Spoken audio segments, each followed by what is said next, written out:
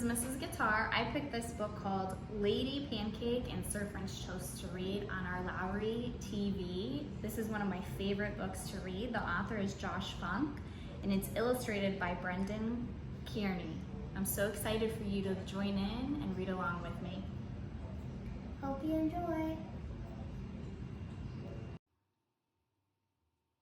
Lady Pancake and Sir French Toast. Let's go ahead and begin reading to find out about these two characters. Deep in the fridge and behind the green peas, way past the tofu and left of the cheese, up in the corner and back by a roast, sat Lady Pancake beside Sir French Toast.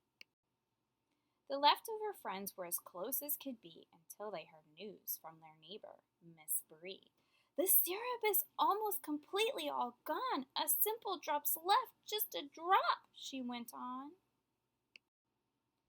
"The last drop is mine," Lady Pancake conversed, but French Toast replied, "Not if I get there first."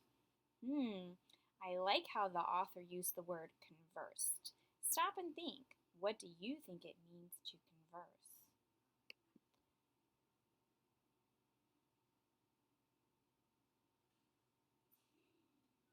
Did you think about that word converse? It's a verb, and that means to talk.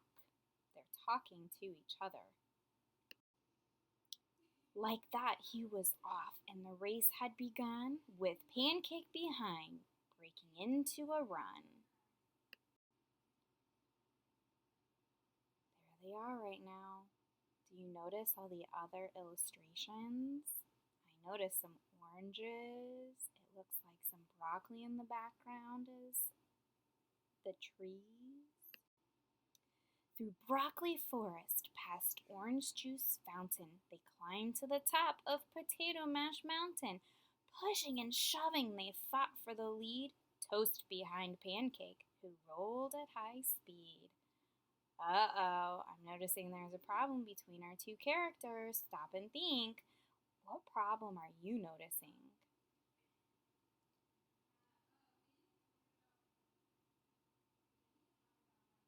Did you notice that these characters started off in the same setting and now their setting has changed? It seems like they are arguing over that last drop of syrup, which is a big problem. She screeched to a stop at the edge of the shelf, clutching a grapevine to steady herself. "Oh no, poor Sir French Toast. She's falling and falling. What could happen next?" Toast didn't notice and couldn't quite stop, plummeting down into jam with a plop.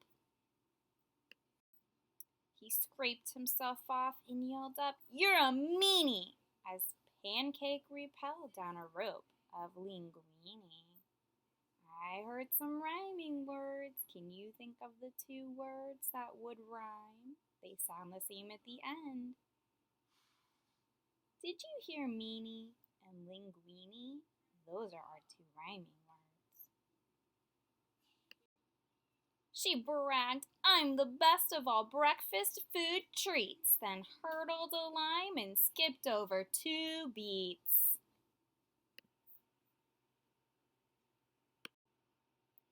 "I am," thought Toast, but his chances looked bleak. That's a nice choice of words, bleak. The word bleak would mean it doesn't look good for him. He's really far behind Lady Pancake, so his chances of getting that drop of syrup don't look too good. So Toast took a shortcut down Sauerkraut Peak, skiing past spinach and artichoke dip. Toast vaulted high in the air with a flip. There are so many good vivid verbs in this book, like vaulted, that means to go way over high, in a flip. You can imagine his body just turning around as he's skiing down that mountain. Nearing the edge, he tried one final jump, but stumbled and fell way below with a thump. All these events have me wondering if they're ever going to make it to that last drop of syrup, and that's where our story began. Pancake made use of her seafaring skills and sailed across oceans of soup, causing spills. Isn't it so funny in the illustration? What is she sailing upon? If you said it was a piece of bread, we could even call it a baguette. That's something you could dip into soup. And she's choosing to sail on it and move along in her journey. How are you? But Chili Lagoon slathered Pancake in muck, and then, at a fork in the road, she got stuck. Forks in the road. That's a really cool imagery piece to ask, what direction should I go? If I'm stuck at a fork in the road, I have a choice to make, so I like how the author pulled that into our reading too. And poor Pancake right now, Lady Pancake is just stuck in a chilly lagoon. Don't go that way, yelled a chickpea to warn her, but Pancake sped on and got trapped in a corner. Remind yourself of where our story is taking place. Where is the setting? Yes, they're still in the fridge. They've never left. Where are they trying to get to? You're right, they're still on their mission to make it to that last drop of syrup. Are the characters behaving like friends or enemies? They are enemies right now. They started as friends. They're both breakfast food. But now they're in this race. I wonder what could happen next. So far, we have those same two characters. Maybe a new character could emerge in our story. Caught behind dressings, one Russian, one ranch, she squeezed out and started a bean avalanche. Toast reemerged in the vegetable crisper, sneaking up swiftly, not making a whisper.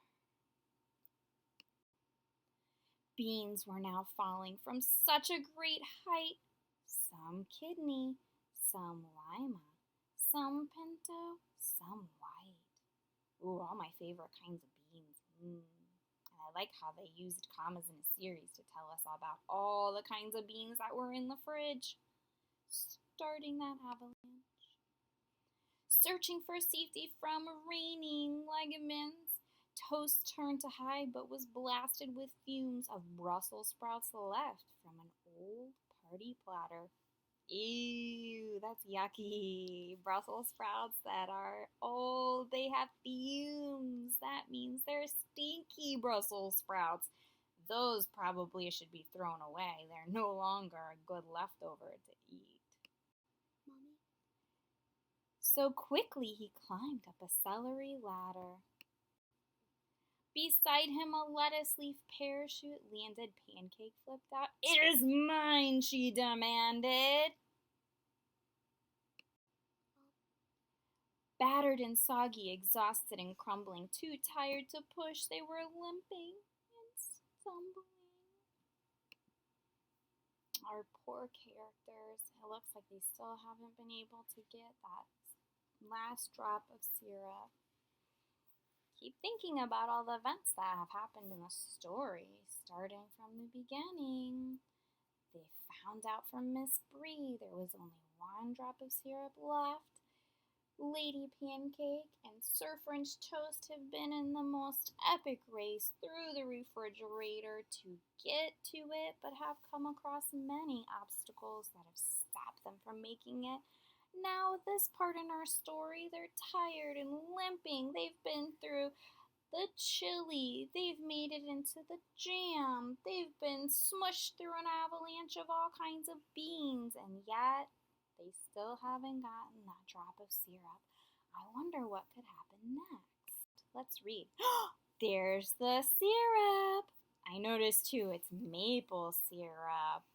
Maple syrup is known from coming in from Canada. Oh no! What could they possibly see? Look at their faces. They're surprised at something. Could it be a new character? Licking his lips with a sneer that was awful, out of the shadows crept Baron Von Waffle. Ah! Another character that you eat for breakfast! A waffle! Dun dun dun. I got here first while you boasted and bickered. My, was that drop of syrup delicious, he snickered. Ooh, there's some really good words to describe our characters in here. It said they boasted and they bickered. Can you think of what a good word would be to tell what that action is? A boast and a bicker.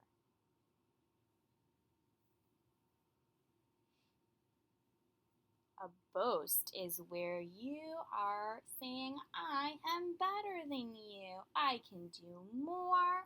I am faster. And a bicker is a nice, fancy word for an argument. They've been arguing this entire time.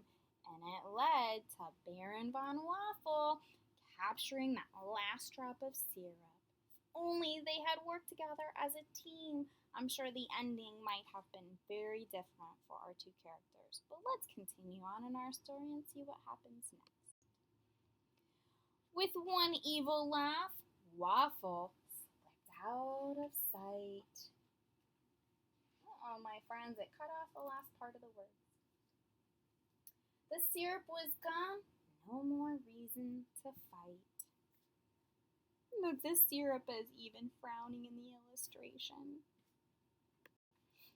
Trudging back home beneath layers of grime, Toast said perhaps we should not fight next time. There is an important lesson here. I notice it says perhaps we should not fight next time. Is fighting helpful or hurtful? If you said fighting is hurtful, you're right. It kept them from getting to that drop of syrup. So there's a lesson to be learned that if you choose to fight, chances are you're going to miss out on something important. And for our two characters, they missed the chance to have that last drop of syrup. Agreed, replied Pancake. As friends, we should share. Hey, look, we can split up that butter right there. So they did learn their lesson. Sharing really is caring. And here they both have shared the butter. And as we continue on in the story, we find out that if you share, then you really do care. And I believe that if their owner of the refrigerator goes back to the grocery store, they're going to put syrup on their list.